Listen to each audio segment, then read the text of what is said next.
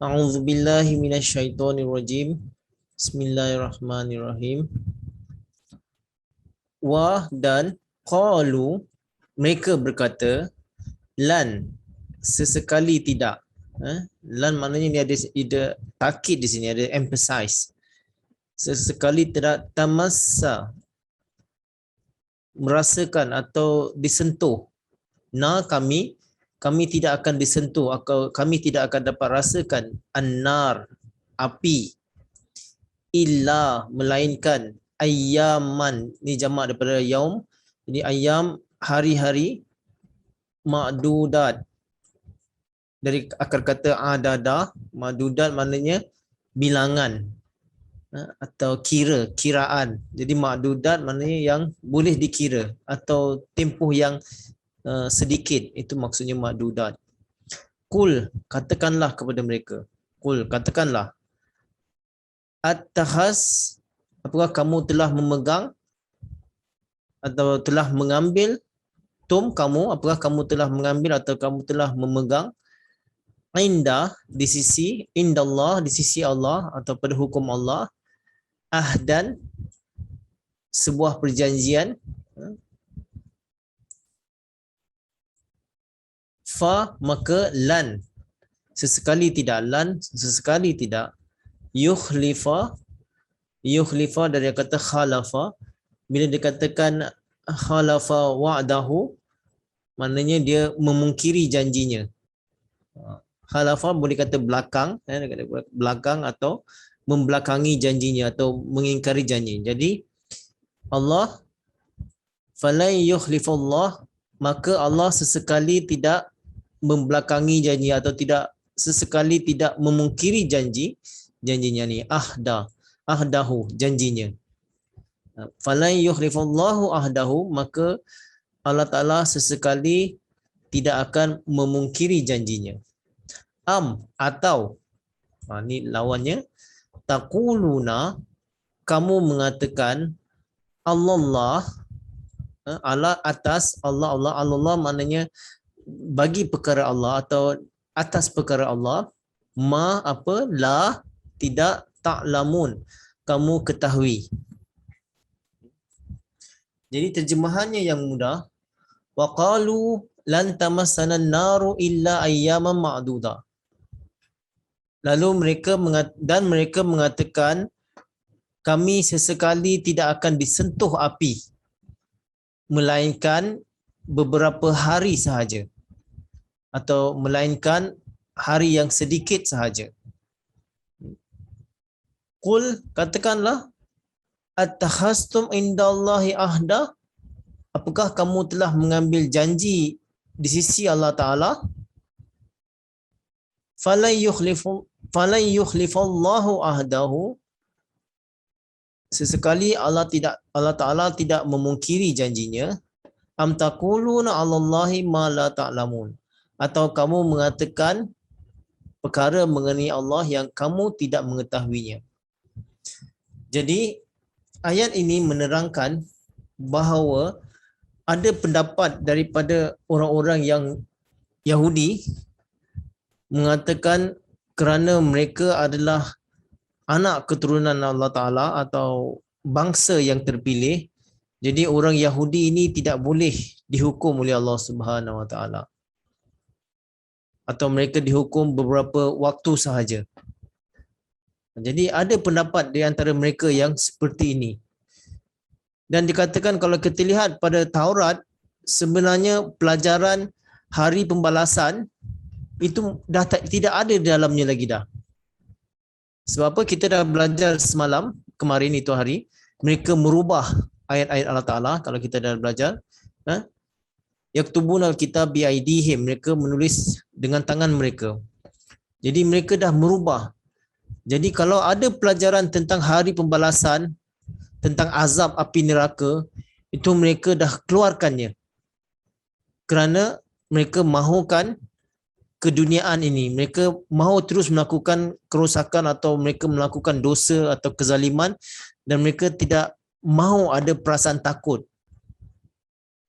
Tidak mahu ada idea bahawa mereka akan diazab oleh Allah Subhanahu Wa Taala. Kalau pelajaran ini ada di tengah-tengah mereka, mereka akan takut untuk melakukan kesalahan atau melakukan dosa. Jadi untuk terus melakukan dosa dan kesalahan ini, mereka kena hapuskan pelajaran hari pembalasan. Jadi pelajaran ini memang ada. Kalau dalam banyak di dalam pelajaran Yahudi ada beberapa quotation yang saya ambil di sini. Salah satunya dalam Sel yang dalam terjemahan Al-Qurannya, dia menuliskan bahawa orang-orang Yahudi mengatakan bahawa mereka ini akan diazab oleh Allah Ta'ala hanya 11 bulan atau paling lama pun 1 tahun, tidak lebih daripada itu, kecuali Datan dan Abiram yang akan kekal lama di dalam api neraka. Tapi orang Yahudi lain tidak akan diazab. Jadi Datan dengan Abiram ini siapa? Datan dengan Abiram ini adalah orang yang memberontak di zaman Nabi Musa alaihissalam. Mereka secara terang-terangan ini disebutkan ada dalam kitab Number bab 16. Number tu macam kitab kiraan. Jadi di situ diceritakan bagaimana Datan dan Abiram ini dengan ayahnya Korah mengadakan pemberontakan terang-terangan terhadap Nabi Musa alaihissalam. Dan kesudahannya mereka ditelan bumi dengan harta benda mereka, dengan pengikut-pengikut mereka, semuanya ditelan bumi. Jadi menurut mereka yang Datan, Abiram dan orang-orang yang murtad ini, semua yang akan diazab lama oleh Allah Subhanahu Wa Taala, tapi orang Yahudi lain mereka tidak akan diazab. Ini pendapat mereka. Kemudian kalau kita lihat dalam Barakut Talmud, dia pun ada menuliskan bahawa yang akan diazab oleh Allah Subhanahu Wa Taala iaitu orang murtad, orang Romi dan orang Iran, ataupun orang-orang yang memusuhi Bani Israel. Mereka yang akan diazab lama oleh Allah Subhanahu Wa Taala, tapi orang Yahudi tidak akan diazab lama oleh Allah Subhanahu Wa Taala. Kemudian dalam Babylon Talmud pun pula mengatakan mereka orang-orang Yahudi yang berdosa akan diazab cuma 12 bulan saja dibakar. Kemudian abunya itu akan dicampakkan dalam langkah-langkah kebaikan. Jadi dari beberapa quotation ini kita dapat tahu bahawa inilah yang disebutkan oleh Al-Quran, illa ayyaman ma'dudat. Lan tamassana an-naru ila ayyaman ma'dudat. Menurut mereka cuma 11 bulan, ada yang kata 11 bulan, ada yang kata 12 bulan, ada yang kata beberapa hari sahaja. Dan ada juga yang pendapat orang-orang Yahudi mengatakan mereka sesekali tidak akan diazab oleh Allah Subhanahu Wa Taala. Kerana mereka adalah kaum yang terpilih. Dari kalangan mereka lahir banyak nabi-nabi. Jadi mereka tidak boleh diazab oleh Allah Subhanahu Wa Taala. Tapi apakah seperti itu? Di sini Allah Taala berfirman, "Qul atakhaztum indallahi ahda." Katakan kepada mereka, apakah kamu telah mengambil janji di sisi Allah Subhanahu Taala? Apakah benar mereka yang mereka dakwakan ini, apakah itu betul? Apakah mereka ada buat perjanjian dengan Allah Taala? Apakah telah termaktub firman Allah Subhanahu Taala mengatakan sedemikian? Kalau betul, falan yukhlifallahu ahdahu. Kalau betul, Allah Ta'ala sesekali tidak akan memungkiri janjinya. Maknanya, apa yang mereka sebutkan di sini, ayyaman ma'dudah ni, yang tadi kita sebutkan 11 bulan lah, 12 bulan lah, atau beberapa waktu saja, sebenarnya Allah Ta'ala kata tidak. Kalau betul, Allah Ta'ala tak akan memungkiri janjinya. Am taquluna 'alallahi ma la ta'lamun. Atau kamu mengatakan perkara mengenai Allah yang kamu tidak ketahui. Sebenarnya mereka membuat reka-rekaan cerita ini. Padahal Allah Subhanahu Taala tidak menyebutkan hal itu. Mereka katakan saja ini dari Allah sebenarnya. Padahal bukan demikian. Allah Taala tidak memberitahukan, Allah tidak mengkhabarkan atau tidak berfirman bahawa mereka akan diazab cuma beberapa waktu saja. Tapi mereka mengatakan ini dari Allah Ta'ala. Mereka reka cerita. Ini yang dimaksudkan am taquluna 'alallahi ma la ta'lamun. Apakah kamu mengatakan perkara Allah yang kamu sendiri tidak mengetahuinya? Mereka menisbahkan kepada Allah SWT, sebenarnya tidak ada pelajaran seperti itu. Ini disambung pada ayat seterusnya, bala. Bala ini kita katakan macam hakikat yang sebenar, atau kita katakan dalam bahasa Indonesia, nah seperti ini yang sebenarnya. Jadi maksud bila ada perkataan bala, bala ni tidak kira perkara yang sebelum itu positif ataupun negatif, betul ataupun salah, sama ada betul ataupun salah, tapi bila ada perkataan bala, ini menerangkan yang seterusnya, yang sebenarnya, yang hakikatnya, inilah seterusnya ayat ni. Bala, sebab tu dia katakan bala. Yang hakikatnya sebegini. Man, barang siapa kasabah telah mengumpulkan sayyi'ah, keburukan, wa dan ahatat, menyelubungi atau meliputi, bihi, dengannya, khati'atuhu. Khati'ah ni jamak daripada khata, keburukan-keburukan, kesalahan-kesalahan, kesalahan-kesalahannya, jamak maknanya mereka dah kumpulkan kesalahan-kesalahan. Fa, maka ulaika, mereka itulah ashab ahli an-nar, ahli neraka. Hum, mereka, fi, dalam, hanya, dalamnya, fiha, di dalamnya, khalidun, tinggal lama di dalamnya, mereka tinggal lama di dalamnya. Jadi seperti yang saya katakan tadi, terjemahannya yang mudah dan tafsir ringkasnya, bala man kasaba sayyi'atan wa khatat bihi khati'atuhu faulaika ashabun nar. Yang hakikat sebenarnya ialah barang siapa yang mengumpulkan keburukan dan menyelubunginya dengan kerusakan, dengan kesalahan-kesalahan, maka mereka itulah ahli neraka. Hum fiha khalidun, dan mereka tinggal lama di dalamnya.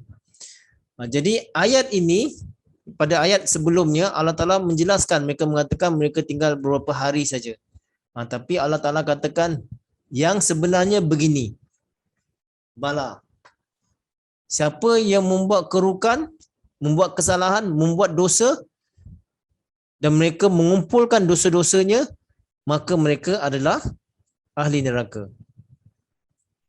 Bila ada perkataan kasabah ini, maknanya mereka dah kumpulkan. Kasabah maknanya dia mengumpulkan atau terlampau banyak mereka lakukan berulang-ulang.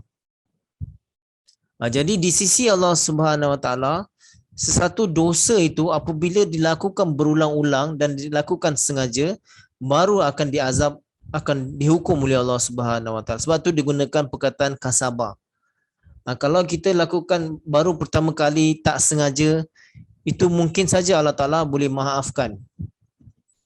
Tapi kalau dah berulang dilakukan, dia tahu salah tapi dia berulang. Contohnya lah, salah, tak kira lah dosa apa pun. Orang itu mula-mula dia tidak tahu. Pertama kali dia melakukan dosa itu. Kemudian dia sedar ini adalah dosa. Lalu dia bertaubat dan berjanji tidak akan melakukannya lagi. Ini insya-Allah Ta'ala akan memaafkannya. Tetapi kalau pertama kali dia dah tahu salah, dah menyesal, tapi dia teringin nak buat lagi, seronok pula buat dosa ni, jadi dia buat lagi dengan niat, dengan dia tahu baik buruknya dan dengan amalannya. Jadi dari situ dikatakan kasabah, apabila dia lakukannya berulang-ulang kali, maka mereka itu akan diazab oleh Allah Subhanahu Wa Taala. Jadi ayat ini juga menolak pendapat semualah Yahudi yang mengatakan mereka akan diazab beberapa bulan saja atau berapa tahun saja, ataupun pelajaran Kristian yang mengatakan dengan menyatakan Nabi Isa, mengaku bahawa Nabi Isa adalah anak Tuhan, maka segala dosa kita akan dihapuskan oleh Allah Subhanahu Wa Taala. Sama ada orang-orang Hindu yang mengatakan pelajaran tanasuh, iaitu pelajaran reincarnation. Jadi manusia itu harus berubah jadi ini, berubah jadi ini, berubah jadi ini sampai dia jadi baik, sebelum dimasukkan ke syurga. Jadi mereka semua pelajaran ini untuk mengelak daripada dikenakan ashabun nar, menjadi ahli neraka. Jadi semua pelajaran-pelajaran Yahudi ke Kristian ke ataupun Hindu dalam reincarnation itu semuanya mengelak daripada untuk dilemparkan ke dalam api neraka. Jadi ayat ini Allah Ta'ala membantah semua pelajaran-pelajaran itu. Allah Ta'ala mengatakan apa yang kita lakukan, setiap dosa kita harus tanggung sendiri. Setiap dosa yang kita lakukan dengan tangan kita sendiri, yang kita secara sengaja melakukannya, dengan niat kita melakukannya, dan kita tahu baik buruknya tapi kita tetap melakukannya, maka kita akan mendapatkan balasan neraka oleh Allah Subhanahu Wa Taala. Dan kita akan tinggal lama di dalamnya. Kebalikannya bagaimana pula untuk orang yang membuat kebaikan? Ayat seterusnya. Wa dan allazina, orang-orang yang amanu, beriman, wa dan amilu, dan beramal as-salihat, beramal soleh. Ulaika, mereka itulah ashab ahli al-jannah, ahli syurga. Hum, sama juga, hum fiha dan khalidun, mereka tinggal lama di dalamnya. Terjemahannya yang mudah, wallazina amanu wa amilus solihati ulaika ashabun jannah hum fiha khalidun. Dan bagi orang-orang yang beriman dan beramal soleh, mereka itulah ahli syurga dan mereka tinggal lama di dalamnya. Jadi begitu juga sebagaimana dosa yang kita lakukan berulang-ulang dan sengaja, apa yang kita kumpulkan, begitu juga untuk masuk ke dalam syurga, itu pun bukan mudah. Bukan dengan satu dua amalan saja kita boleh mendapatkannya. Tetapi dengan banyak amalan, kita boleh mendapatkan ganjaran syurga. Ayat ini menerangkan, wallazina amanu, yang pertama orang-orang yang beriman, wa amilus solihat, dan beramal soleh. Jadi syarat untuk masuk ke syurga bukan saja beriman, tapi perlu disertakan dengan amal. Ini pelajaran dalam Islam, dalam Al-Quran, bahawa orang-orang yang ingin mengharapkan syurga, bahawa bukan saja hanya beriman saja mereka boleh mendapatkan ganjaran di sisi Allah Subhanahu Wa Taala, melainkan iman itu harus disertakan dengan amal. Itu amal pun bukan amal saja, amal yang soleh. Sebagai contoh, kita semua tahu, orang Islam semua tahu bahawa solat itu penting, puasa itu penting, zakat itu penting. Dan mereka menguasainya dan mereka mempunyai ilmu mengenainya. Mereka beriman, beriman. Tapi kalau mereka tak beramal, bagaimana? Apakah akan bermanfaat ilmu atau keimanan seperti itu? Mereka tahu, tapi mereka tak beramal. Jadi itu tidak akan bermanfaat untuk orang-orang yang seperti itu. Melainkan mereka ada ilmu, mereka beriman dan mereka beramal ke atasnya. Barulah akan mendapatkan ashabul jannah, menjadi ahli syurga. Dan amal soleh pun bagaimana? Bukan saja beramal saja. Amal pun di sini dituntutkan amal soleh. Amal soleh iaitu satu perkara yang kita lakukan tepat pada masanya dan tepat pada waktunya, pada tempatnya. Sebagai contoh, kita katakan sifat pemaaf. Sifat pemaaf itu bagus dan sangat penting. Dia membentuk akhlak yang mulia pada kita kalau kita mempunyai sifat pemaaf. Tetapi kalau sifat ini kita tidak gunakan pada tempatnya, dia akan boleh memburukkan keadaan.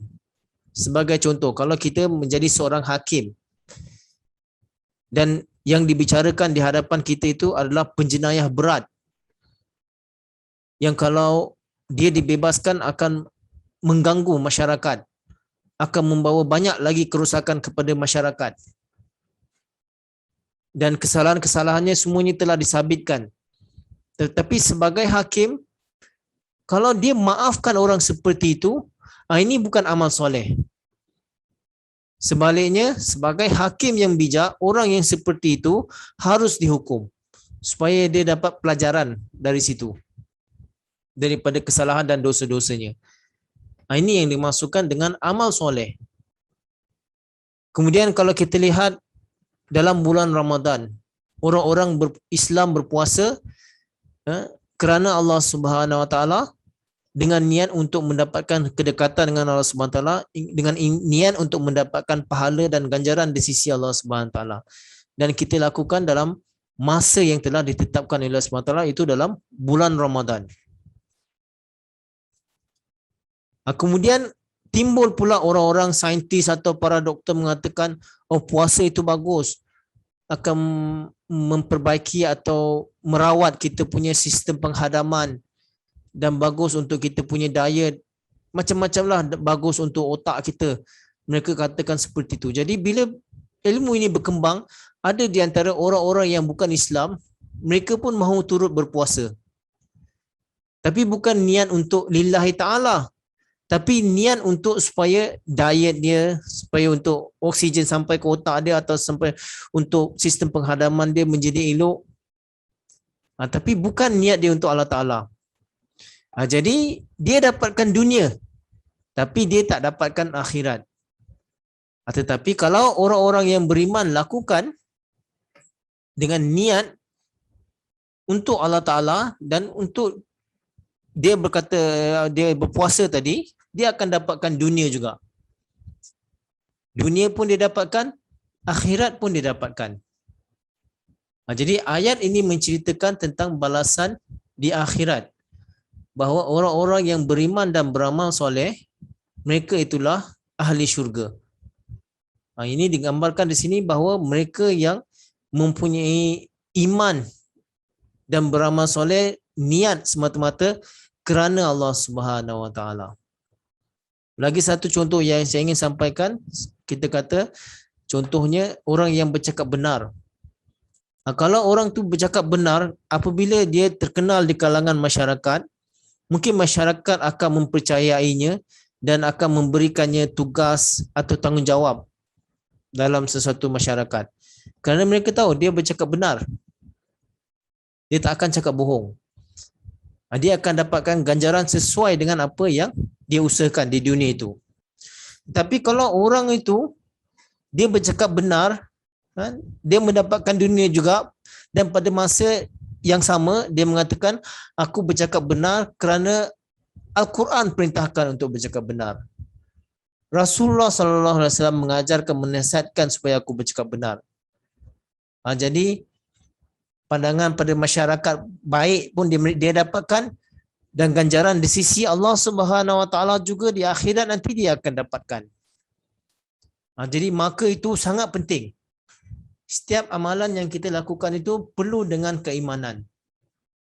Kalau dua ini tidak selari, maka kita tidak akan mendapatkan apa-apa di sisi Allah Subhanahu Wa Taala. Kalau kata kita ada ilmu saja, bercakap benar tu bagus, kita akan dapat kepercayaan, orang akan beri amanah kepada kita. Kita tidak membohongi orang, tak menganiaya orang. Kita tahu, tapi kita masih bercakap bohong.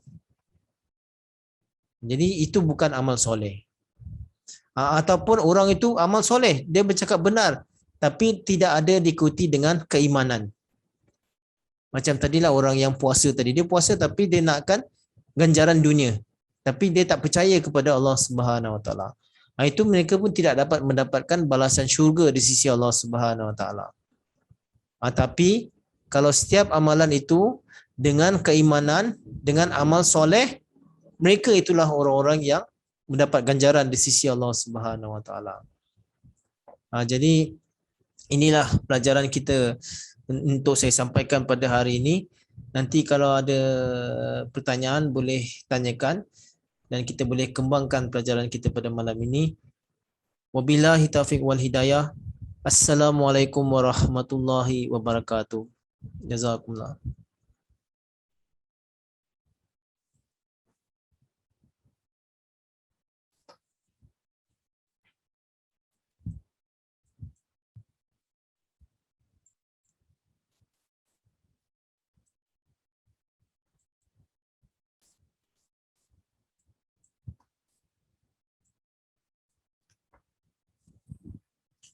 Okey, silakan kalau ada siapa-siapa nak tanyakan soalan. Alhamdulillah hari ni ada recording Sebenarnya semua dah dengar dah minggu lepas, tapi kerana tak record terpaksalah saya ulang lagi semalam. Siapa nak bantu saya? Apa yang dikatakan Datan dan Abiram itu? Siapa boleh jelaskan lagi? Siapa mereka? Apakah kisah yang sebenar? Tadi saya sampaikan ringkas saja. Siapa nak berikan lebih detail silakan.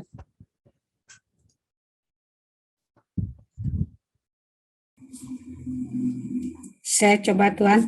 Ya silakan. Ah, itu adalah orang-orang yang memberontak di zaman Nabi Musa. Ya, alaihissalam. Ya, ya alaihissalam. Lagi?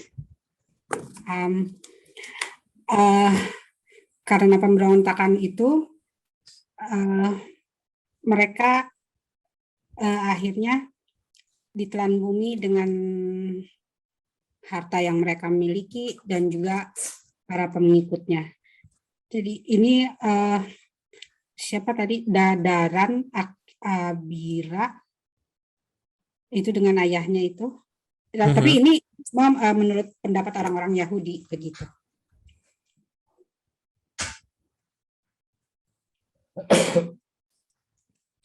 Ya lagi. Apa reaksi Nabi Musa alaihissalam pada waktu itu?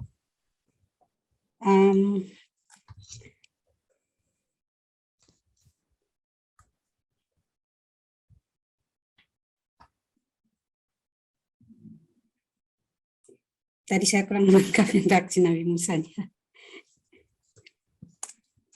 Ya, siapa lagi boleh bantu?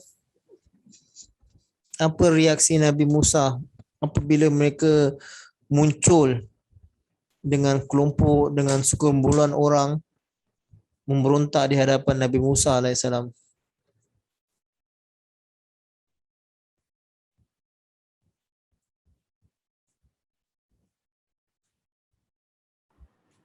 Assalamualaikum Tuan. Waalaikumsalam. Ya silakan. Saya cuba. Ya saya. Apabila mereka memberontak, Nabi Musa dia tersujud je Tuan dan berdoa untuk tunjukkan esoknya siapa yang benar. Okey. Seterusnya dia bukan bersujud saja. Mula-mula Nabi Musa alaihissalam dia terkejut dan marah pun ada. Kemudian barulah dia kata Allah Ta'ala memberitahukan besok akan ditentukan siapa yang benar, siapa yang salah. Jadi Nabi Musa AS berdoa kepada Allah SWT. Okey, seterusnya. Apa terjadi? Seterusnya,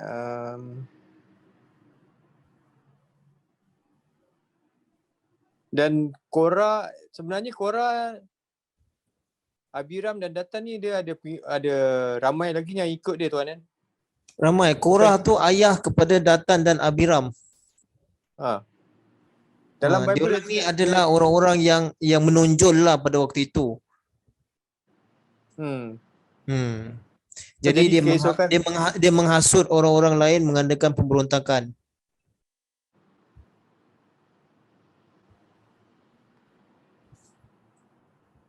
Jadi keesokannya macam ada gempa bumi Tuan. Gempa bumi dan tanah belah, mereka tenggelam di dalam bersama dengan hartanya semua.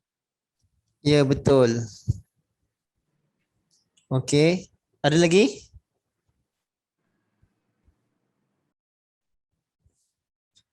Seterusnya apa yang terjadi?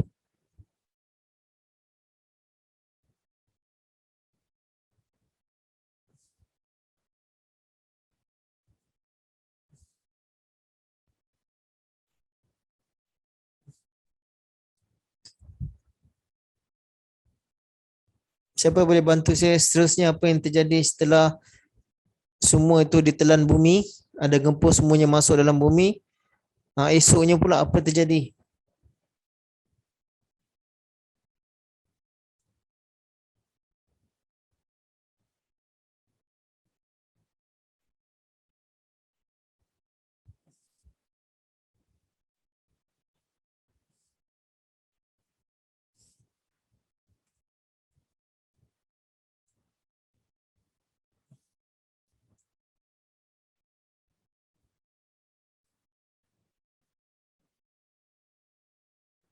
Mana Syira? Syira tak ada hari ni.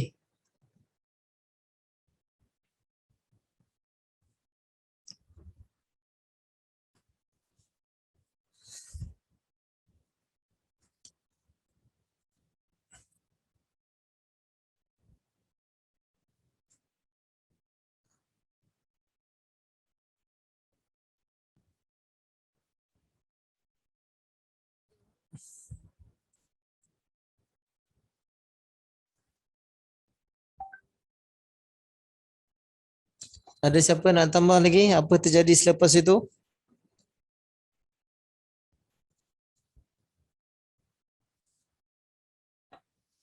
Okey, saya sampaikan. Selepas itu, selepas 250 orang yang memberontak tadi ditelan bumi, keesokannya masih ada lagi orang-orang yang berdegil. Mereka mengatakan mereka dah lihat bahawa tanda ini dari Allah Ta'ala. Yang menggerakkan bumi dan langit ini bukan Nabi Musa, tapi Allah Subhanahu Ta'ala. Malangnya mereka sengaja menuduh mengatakan bahawa Nabi Musa dan Harun alaihissalam yang telah membunuh 250 orang itu. Padahal Nabi Musa alaihissalam dah beritahukan bahawa besok Allah Ta'ala akan membuat keputusan. Akan membezakan siapa yang benar, siapa yang salah. Jadi kerana ada pula orang-orang yang selepas itu yang tidak puas hati, yang menuduh, yang membunuh kelompok itu adalah Nabi Musa dan Harun, maka selepas itu Allah Ta'ala turunkan wabak taun.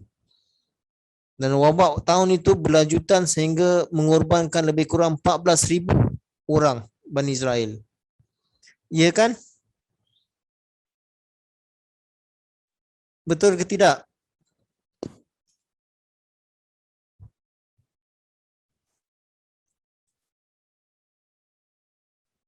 Okey, nanti semua boleh buat homework, boleh check sendiri. Ada dalam Betul, ya 14,700 orang. 14,700 orang mati kerana wabak, kerana mereka menuduh yang membunuh orang-orang memberontak itu Nabi Musa dan Harun. Padahal mereka dah lihat itu Allah Ta'ala yang mengazab mereka. Allah Ta'ala yang telah menurunkan keputusannya.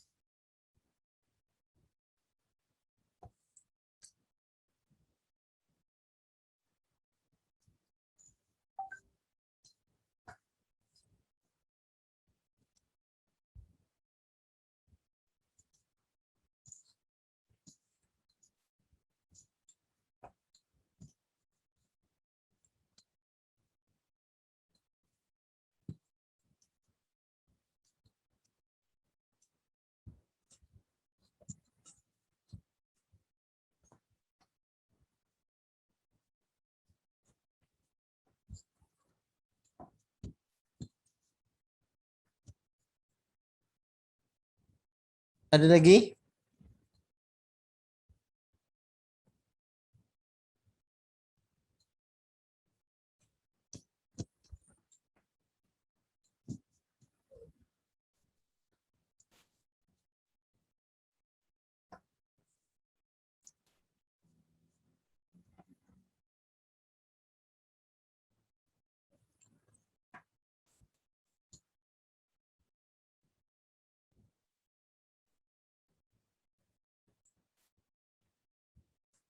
Saya harap faham memang pelajaran Yahudi awal lagi Allah Ta'ala telah sampaikan kepada Nabi Muhammad sallallahu alaihi wasallam bahawa orang-orang Yahudi mempunyai pelajaran yang seperti ini. Ayyam ma'dudat. Mereka hanya diazab beberapa waktu sahaja. Dan dengan pelajaran ini mereka berleluasa untuk melakukan dosa dan melakukan kesalahan. Sebab mereka kata mereka akan diazab sikit saja. Jadi tak kisahlah selama hidup di dunia ni mereka nak lakukan apa saja, mereka boleh lakukan. Nanti mereka akan diazab sekejap saja.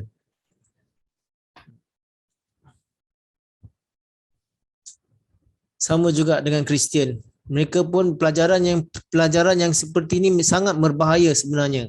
Apabila mereka sudah hilangkan pelajaran hari pembalasan atau azab api neraka, jadi mereka akan berleluasa dalam melakukan dosa. Maka itu Allah Ta'ala membantah pelajaran seperti ini. Sama ada mereka pelajaran yang diazab sementara saja atau penghapusan dosa oleh Nabi Isa AS ataupun reincarnation dalam pelajaran Hindu berulang-ulang sehingga jadi baik. Ini semua pelajaran supaya mereka tidak dimasukkan, dilemparkan ke dalam azab api neraka. Yang sebenar itu yang mereka takutkan, yang dalam tu. Ya kan?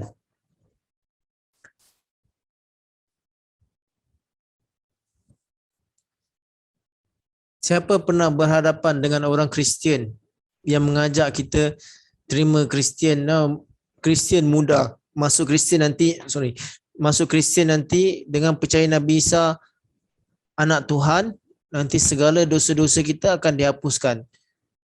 Sementara kita hidup di dunia ini pun kita dah tahu bahawa segala dosa-dosa kita akan dihapuskan. Buat apa kita nak hidup dalam ketakutan? Duduk dalam Islam kita takut dengan dosa-dosa kita. Masuk Kristian lagi mudah. Percaya je Nabi Isa AS akan dapat menghapuskan dosa kita. Kita mudah, kita tak ada hidup dalam ketakutan. Siapa nak share, siapa nak bantu? Pernah tak berhadapan dengan orang-orang seperti ini?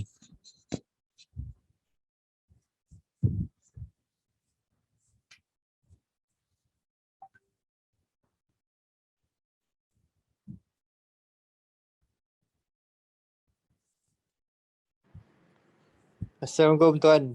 Waalaikumsalam, ya. Ya, saya pernah ada kawan saya. Ha. Dia Cina Kristian lah. Dia pun pernah jelaskan tentang ajaran Kristian macam tu.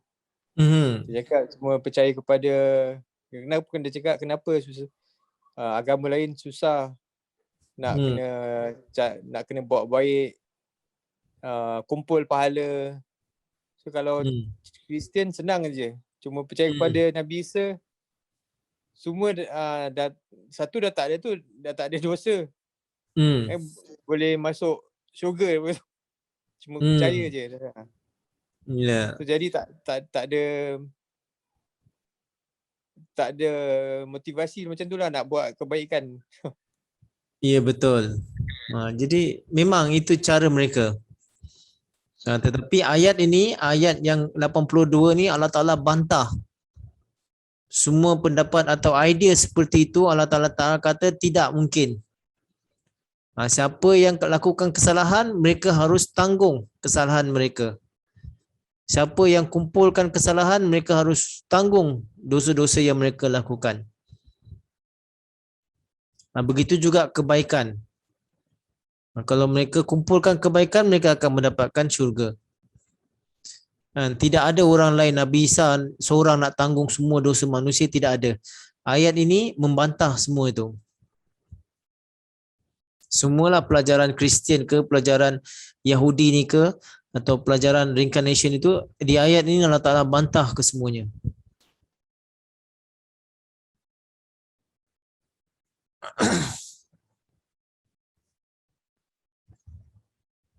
Jadi Tuan Muhammad nanti boleh jawab dengan kawan Kristian tu. Macam mana tuan nak jawab nanti? InsyaAllah tuan. Cuba. Kalau contohlah saya ni kawan tuan tu, macam mana tuan nak jawab sebagai orang Islam? Sebagai orang Islam, kita percaya, kita tolak idea atau ajaran yang mereka kata, ada yang Kristian kata Nabi Isa boleh hapuskan dosa. Sebab ayat ni ada tunjukkan yang kita, apa yang kita lakukan, baik keburukan atau kebaikan semua, kalau keburukan diazab lah. Kalau kebaikan meramal ni semua boleh dapatkan jannah, syurga.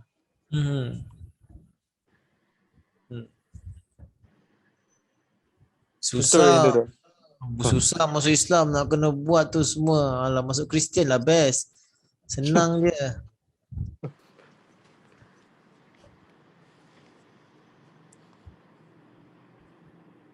Tuan, susah lah masuk Islam. Tak nak lah masuk Islam. Kena puasa. Nak kena solat 5 waktu. Aduh. Kita punya enjoy hari-hari makan tu, tiba-tiba tak boleh makan pula. Leceh. Ada juga yang kata tuan, tak, kalau kena puasa, kita di Cina kawan saya cakap, oh you puasa, kalau saya puasa boleh mati lah. Macam tu. Itulah, mereka nak mudah saja sebenarnya. Sebenarnya pelajaran-pelajaran ini mengajak kita menjadi malas. Nak jadi mudah, semuanya nak mudah. Kita nak buat apa saja tapi kita nakkan balasan syurga di Allah Ta'ala. Balasan neraka tak nak.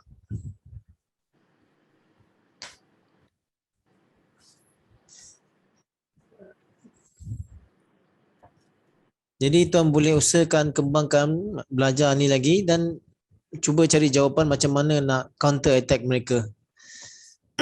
Kan?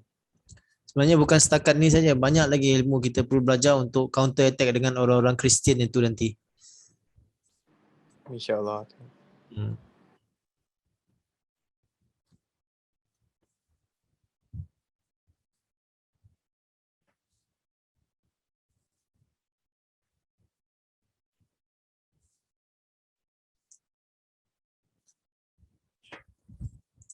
Ada satu pengumuman saya ingin sampaikan.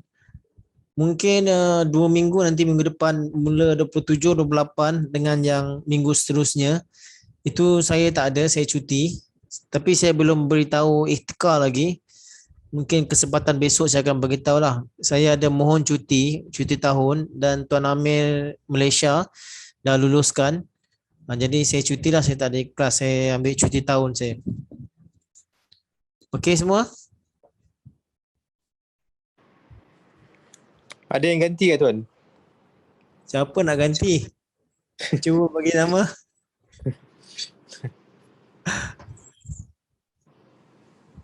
Tak adalah, masing-masing semua sibuk.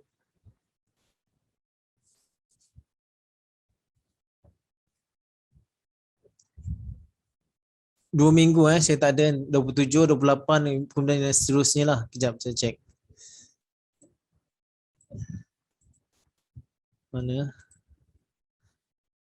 27, 28, kemudian 3 dengan 4 November. Saya tak ada.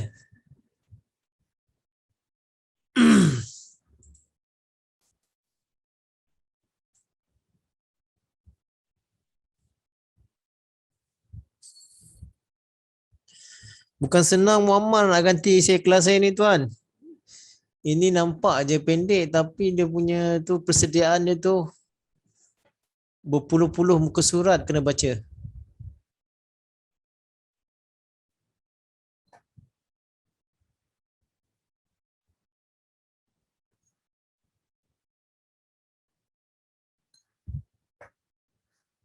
Okay. InsyaAllah besok kita belajar satu ayat je, tapi ayat ni panjang besok.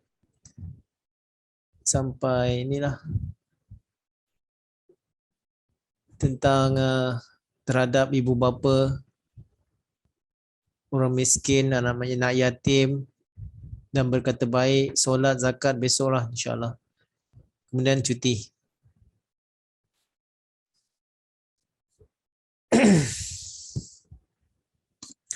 Ada lagi, kita ada masa lagi. Siapa nak tanyakan soalan silakan.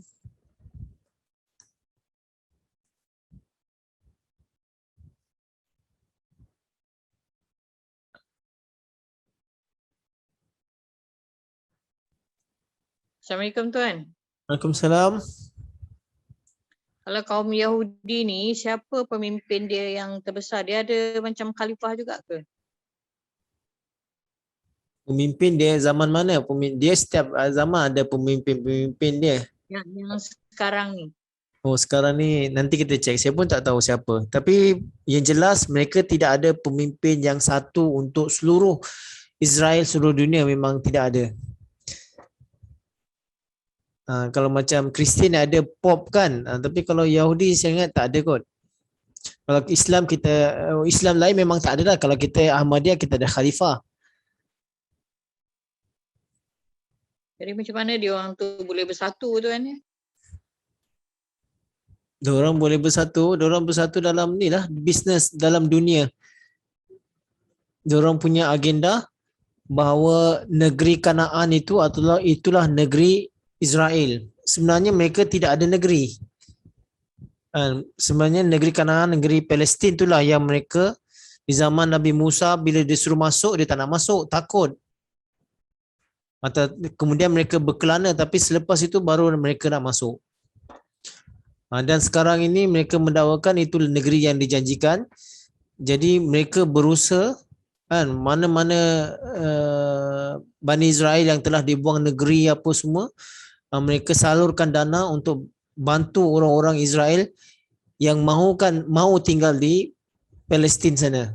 Jadi mereka salurkanlah dana, tentera apa semua untuk merampas negeri itu balik. Sekarang mereka mengatakan itu adalah negeri Israel.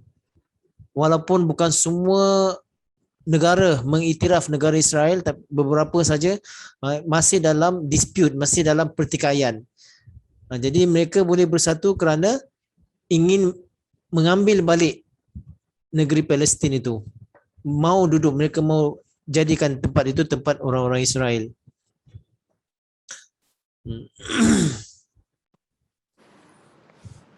Tuan, Ya, itu apa? Negeri Palestin. Apa?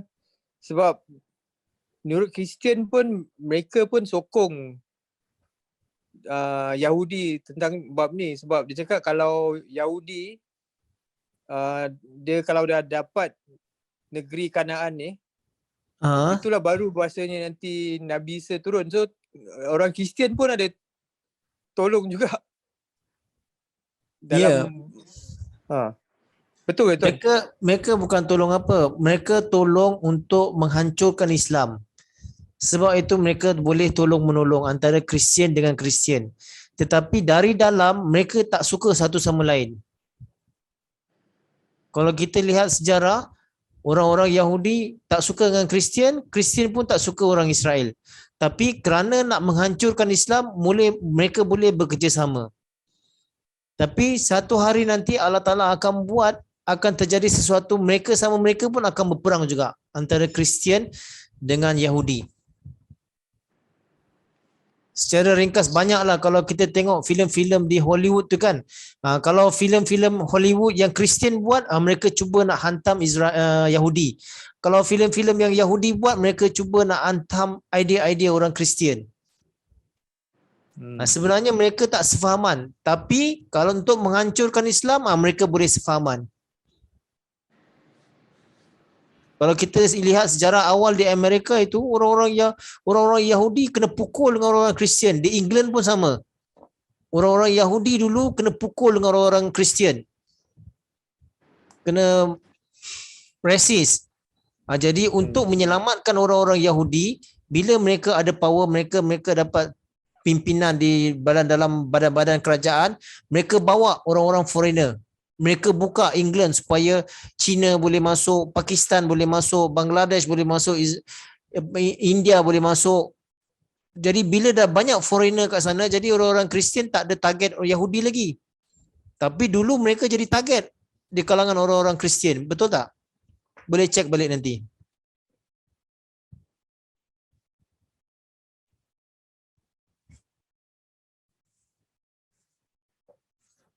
Jadi mereka boleh bersatu kerana nak hancurkan Islam. Tapi satu hari Allah Ta'ala akan buat mereka, memang dari sekarang pun memang dah ada. Sebelum ni pun dah ada. Mereka tak ngam. Kristian dengan Yahudi memang tak ngam. Tapi untuk Islam, hancurkan Islam, rosakkan Islam, mereka boleh bersatu. Betul tak Tuan Muammar? Betul tuan, betul. Jazakumullah, faham. Faham okey.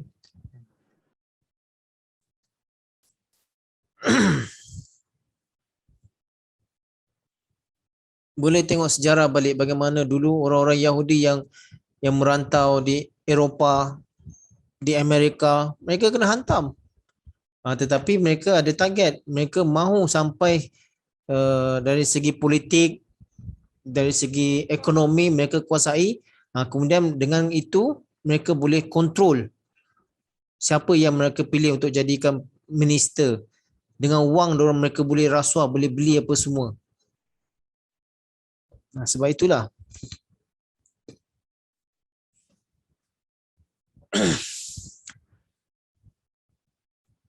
Okey, baik. Jazakumullah untuk kelas kita pada hari ini. InsyaAllah kita sambung esok hari. Assalamualaikum warahmatullahi wabarakatuh.